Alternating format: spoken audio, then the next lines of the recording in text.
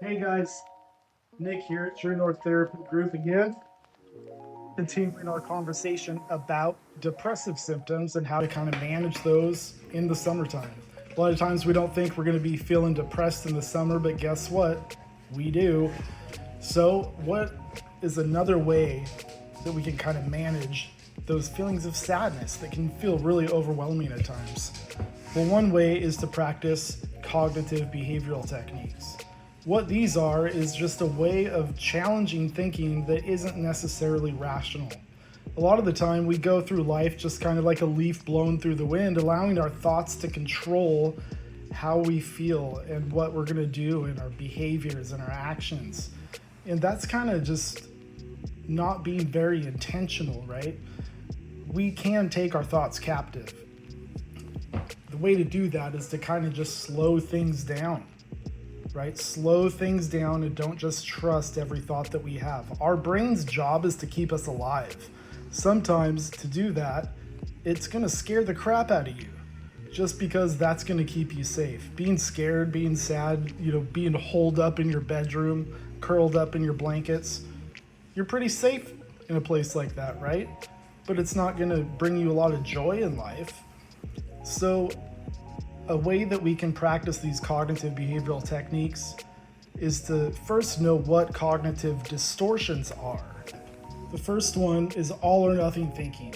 So thinking like, if I do it perfectly, or if I don't do it perfectly, I failed. That's all or nothing thinking. There's obviously a lot of gray area, right? And life happens in the gray area. Then there's catastrophic thinking, which is like blowing things way out of proportion to where it's a huge disaster, but really I just forgot to take the garbage out today. Also, mind reading. That's another form of cognitive distortion. Thinking that we know what the other person's thinking. We don't. We're not psychic. Fortune telling, pretending like you know how a situation's going to play out. Same kind of thing. Overgeneralization. Statements like, this always happens to me. That's a cognitive distortion. And then there's also just magical thinking, like, oh, well, I must be experiencing this way because I did this bad thing 35 years ago. That's magical thinking, right? That's not how the world works.